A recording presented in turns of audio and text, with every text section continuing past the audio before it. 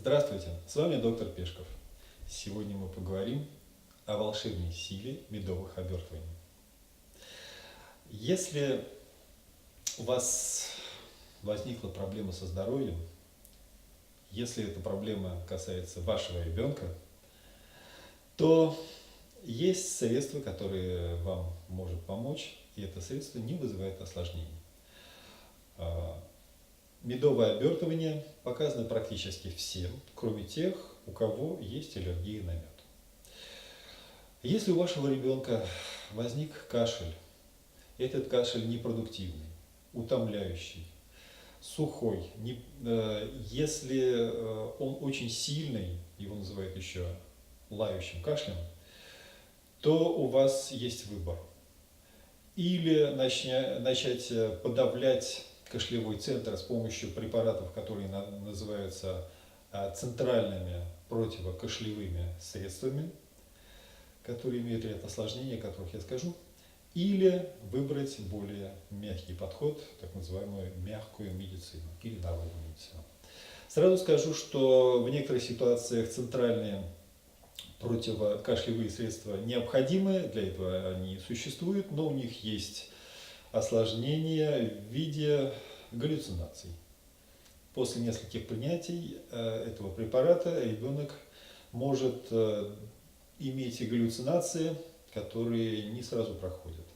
Это объяснимо, потому что данная группа препаратов относится к производным морфина. Поэтому я советую по возможности обойтись без этих препаратов и лечиться теми средствами, которые дают минимальное количество осложнений или не дают это медовое обертывание. Для того, чтобы подготовить процедуру медового обертывания, вы должны иметь несколько вещей. Первое. Это 2 кусочка хлопчатобумажной ткани размером от 10 до 15 сантиметров, 2 квадратика, которые вы положите на переднюю часть грудной клетки и на спину между лопаток ребенка. Прежде чем положить эту ткань, вы наносите чуть-чуть подогретый мед тонким слоем. И, по сути, аппликация готова. Вы можете наложить это на грудную клетку ребенка и обернуть затем пластиковой пленкой или положить пластиковый пакет, который сохранит тепло и предохранит одежду от меда. Затем третьим слоем вы обертываете ребенка банным полотенцем и можете оставлять на всю ночь это обертывание.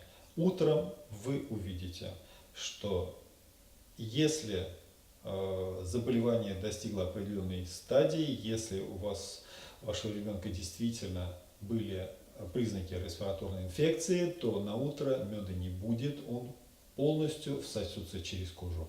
И как следствие ребенок будет меньше кашлять, кашель будет влажным и продуктивным. Эту процедуру вы можете повторять каждые 2 дня в течение 4 или 6 дней. Благодарю вас за внимание. Всего доброго.